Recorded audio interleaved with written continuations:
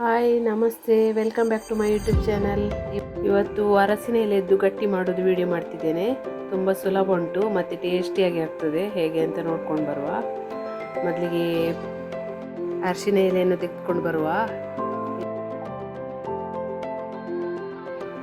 ಇದು ಕತ್ತಿಯಲ್ಲಿ ಸಹ ಕಟ್ ಮಾಡ್ಬೋದು, ಇಲ್ಲಾಂದರೆ ಹೀಗೆ ಕೈಯಲ್ಲಿ ಎಳ್ದು ಬರ್ತದೆ.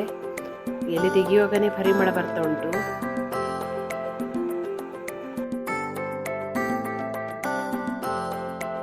ಇದು 15 ಎಲೆ ತಗೊಂಡು ಬಂದೆ. ಇದನ್ನೆಲ್ಲ ಚೆಂದ ಮಾಡಿ ನೋಡಿಕೊಂಡು ಕ್ಲೀನ್ ಮಾಡಿ ತುಳಿದೆಲ್ಲ ಇಟ್ಟಿದ್ದೇನೆ. ಇದರಲ್ಲಿ ಎಲ್ಲ ಬಲೆಯಲ್ಲಿದ್ದದನ್ನೆಲ್ಲ ತೆಗೆದು ಈಗ ಅಕ್ಕಿಯನ್ನು ಕಟ್ಕೊಂಡು ಬರುವ ಮತ್ತು ರೆಡಿ ಮಾಡುವ ಗಟ್ಟಿಗೆ.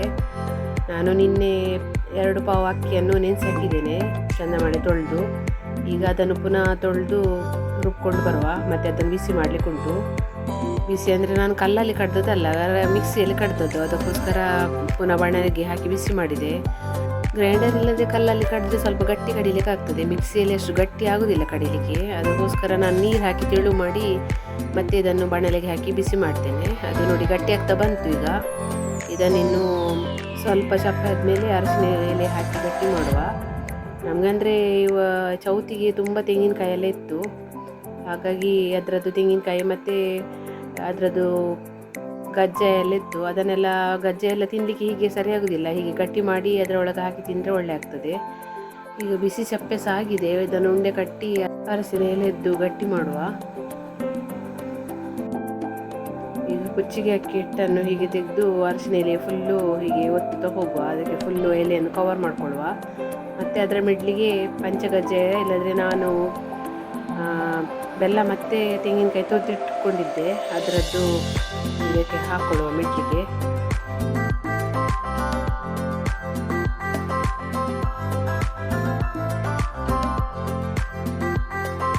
ಇದನ್ನು ಹೀಗೆ ಹಾಕ್ಕೊಳ್ಳುವ. ನಾನು ಪಂಚಗಜ್ಜೆಗೆ ಸ್ವಲ್ಪ ಬೆಲ್ಲ ಮತ್ತು ತೆಂಗಿನಕಾಯಿ ಸಹ ಹಾಕಿದೆ. ಈಗ ಇದನ್ನು ಅರ್ಧ ಮಾತ್ರ ಹಾಕಿದೆ, ಇನ್ನು ಅರ್ಧವನ್ನು ಹೀಗೆ ಮಡಚಿ ಮತ್ತು ಇದರ ಸೈಡ್ ಬಂದ್ ಮಾಡುವ. ಆದರೂ ಸಹ ಬೇಯುವಾಗ ಸ್ವಲ್ಪ ಓಪನ್ ಆಗ್ತದೆ ಅದು, ಆದರೂ ತಿನ್ನಲಿಕ್ಕೆ ಒಳ್ಳೆ ಆಗ್ತದೆ ಪರಿಮಳ ಆಗಿ. ಹೀಗೆ ಬಂದ್ ಮಾಡ್ಕೊಳ್ಳುವ. ಅದು ಗಜ್ಜೆ ಎಲ್ಲ ಹೊರಗೆ ಬೀಳುವುದಿಲ್ಲ ಆಗ.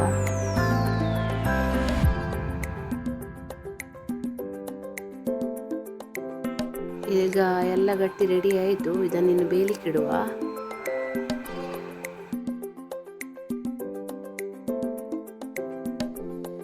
ಒಂದು ಇಡ್ಲಿ ಪಾತ್ರೆ ತಗೊಂಡಿದ್ದೇನೆ, ಅದಕ್ಕೆ ಸ್ವಲ್ಪ ನೀರು ಹಾಕ್ಕೊಳ್ಳುವ ಅಡಿಗೆ. ಮತ್ತು ಅದರದ್ದೊಂದು ಅಟ್ಟೆ ಬರ್ತದೆ, ಉಂಡೆ ಎಲ್ಲ ಮಾಡೋದು, ಪುಂಡಿ ಹೇಳ್ತಾರೆ, ಅದನ್ನು ಮಾಡೋದು. ಅದನ್ನು ಇಟ್ಕೊಳ್ಳುವ. ಅದನ್ನಿಟ್ಟು ಅದರ ಮೇಲೆ ಈ ಗಟ್ಟಿ ಎಲೆಯನ್ನು ಲೈನಾಗಿ ಇಡ್ತಾ ಬರುವ.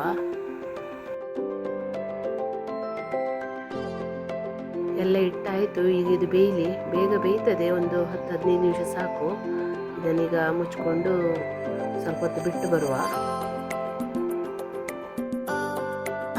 15 ನಿಮಿಷ ಆಯಿತು. ನೋಡಿ ಹೇಗೆ ಬೆಂದಿದೆ, ಪರಿಮಳ ಸಹ ಒಳ್ಳೆ ಬರ್ತಾ ಉಂಟು.